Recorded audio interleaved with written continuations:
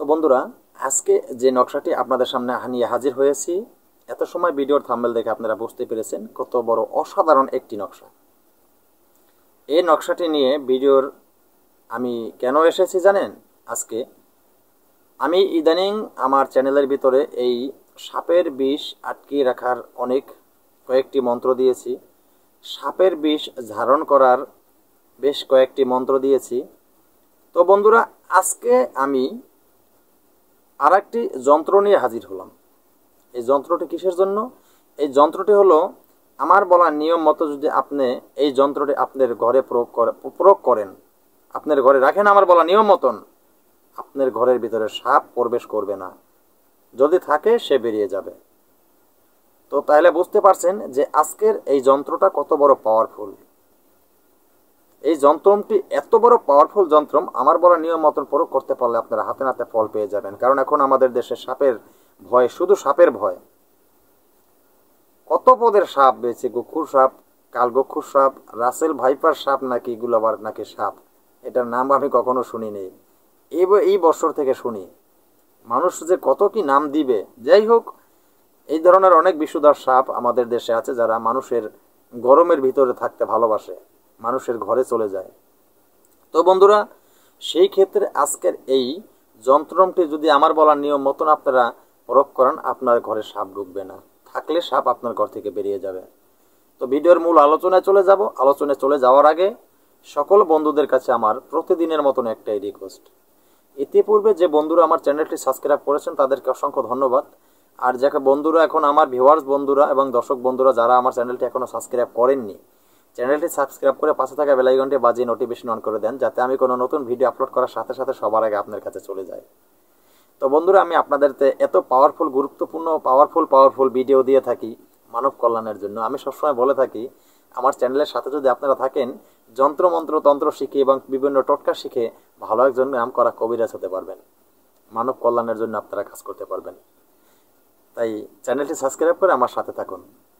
তো বন্ধুরা, এই যে এত সুন্দর ভিডিও আপনাদেরকে দেয়, ভিডিও কেউ টেনাটুন স্কিপ করে দেখবেন না। ভিডিও যদি টেনাটুন স্কিপ করে দেখেন, আমি সঠিক নিয়মগুলি বলে দেবো, আপনারা সঠিক নিয়ম শুনলেন না। আপনারা ভুল নিয়ম শুনে ভুলভাবে যদি তন্ত্র যন্ত্র নকশা প্রয়োগ করেন, কোনো কাজে লাগবে না। তখন বলবেন যে এই তন্ত্র নকশা কোনো কাজে আসে না। আসলে আপনি ভুল নিয়ম শুনে ভুলভাবে প্রয়োগ করছেন, তাই কোনো কাজে আসে না। তো বন্ধুরা, আরেকটি কথা বলে রাখি, তন্ত্র যারা বিশ্বাস করেন তারা এগুলো দিয়ে কাজ করলেই কাজ পাবেন। যারা বিশ্বাস করেন না, তারা এগুলো দিয়ে 1000 বার যদি কাজ করেন, কোনো কাজে আসবে না। কারণ কথায় বলে, বিশ্বাসে মিলায় বস্তু তর্কে বহুদূর। এই যন্ত্র একসময় এগুলি দিয়েই মানুষের জীবন বাঁচছে। আমি আমার ছোটবেলা থেকে দেখেছি। আজ থেকে বেশি দিন আগে না, আজ থেকে মনে করেন যে 30-35 বছর আগেই এত ডাক্তার ছিল না। এই তন্ত্রের প্রতি মানুষের একটা বিশ্বাস ছিল, শ্রদ্ধা ছিল, ভক্তি ছিল। এই যন্ত্র এগুলো দিয়ে মানুষের বিভিন্ন ধরনের পাওয়ারি রোগ থেকে মানুষ মুক্তি পেয়েছে। এখন মানুষের মন দুর্বল হয়ে গেছে, মনে বিশ্বাস নাই, তাই মানুষের উপকারও আসে না। বিশ্বাস শক্তি এরকম একটা শক্তি, যেটা আপনার ভিতরে যদি কাজ করে, আপনি যদি কোনো জায়গায় কাজ করেন, কোনো চাকরি করেন, ভালো ধরনের কোনো অফিসে চাকরি করেন, আর যদি বিশ্বাস শক্তি আপনার ভিতরে থাকে, সেই অফিসে দীর্ঘদিন আপনি চাকরি করলে আস্তে আস্তে আপনার র্যাঙ্ক বেড়ে যাবে। দেখবেন, বিশ্বাস শক্তি এরকম একটা শক্তি, যেটার উপরে মহান সৃষ্টিকর্তা নিজে শুভ দৃষ্টি রাখে। তো বন্ধুরা, কথা না বাড়িয়ে আমি মূল আলোচনায় চলে যাব যে আজকের দেওয়া এই নকশাটি, এই যন্ত্রটি আপনারা কিভাবে অঙ্কন করবেন এবং কিভাবে প্রয়োগ করবেন। তো বন্ধুরা, আমি সবসময় বলে থাকি, আমার চ্যানেল দেওয়া যন্ত্র ও বিভিন্ন ধরনের টোটকা যারা প্রয়োগ করতে চান, আমার চ্যানেলটি সাবস্ক্রাইব করে পাশে থাকা বেল আইকনটি বাজিয়ে নোটিফিকেশন অন করে দেবেন। চ্যানেলে একটি লাইক দিলে পারমিশন আপনারা পেয়ে যাবেন। আর একটা কথা বলে রাখি, এই যে কিছু নকশা আমি দেই, কিছু নকশা আমাদের বলে দেই, যে এই নকশাগুলি যেগুলো বলে দেই যে আমার কাছ থেকে পারমিশন নিতে হবে, সেটা আমার কাছে আপনারা পারমিশন নিয়েই কাজ করতে হবে। আমার কাছে পারমিশন না নিয়ে কাজ করলে কোনো কাজে আসবে না।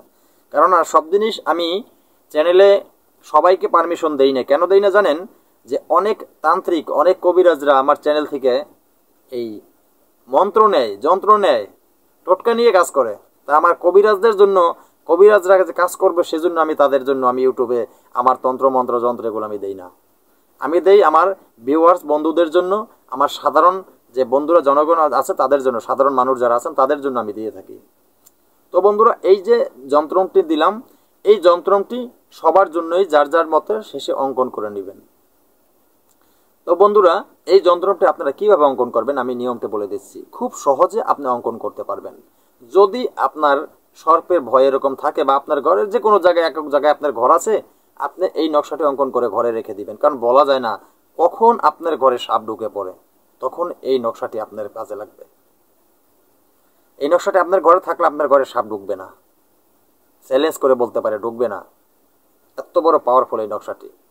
তো বন্ধুরা, এই নকশাটি খুব সুন্দরভাবে আপনার অঙ্কন করতে হবে। কি রূপে অঙ্কন করবেন বলে দিচ্ছি। এই নকশাটি আপনারা সুন্দরভাবে ভোজ পাতার উপরে অঙ্কন করবেন। ভোজ পাতার উপরে অঙ্কন করবেন, এটারে বলা হয় মালকঙ্গনি, মালকঙ্গনির রস। এই যে মালকঙ্গনি, এই যে মালকঙ্গনির রস আপনি নেবেন, এই নামটা লিখে গুগলে সার্চ দিলে এই মালকঙ্গনি কি এই জিনিসটা আপনি চিনতে পারবেন। তো এই মালকঙ্গনির রস নিয়ে যদি আপনি আজকের বলা এই নকশাটি আপনি ভোজপাতার অঙ্কন করে আপনার ঘরের যে কোনো দেয়ালে, তো বিশেষ করে আপনার ঘরের যে কোনো দেয়ালে, আপনি দক্ষিণ সাইডের দেয়ালে রাখলে ভালো বা পশ্চিম সাইডের দেয়ালে রাখলে আরও ভালো, যদি নকশাটি লটকিয়ে রাখেন আপনার ঘরে সাপ ঢুকবে না। আমি চ্যালেঞ্জ করে বলতে পারবো সাপ ঢুকবে না। যদি থাকে সেটা আপনার ঘর থেকে বেরিয়ে যাবে। এত পাওয়ারফুল এই জিনিসটা আপনাদেরকে দিলাম, আপনারা প্রয়োগ করেন, হাতে নাতে আপনারা ফল পাবেন। যার বিশ্বাস নাই তারা প্রয়োগ করবেন না, কোনো কাজে আসবে না। তো বন্ধুরা, আজকের মতন ভিডিওটি এখানে শেষ করলাম। নতুন কোনো ভিডিও নিয়ে আসার আগ পর্যন্ত সকলে ভালো থাকবেন। আল্লাহ হাফেজ।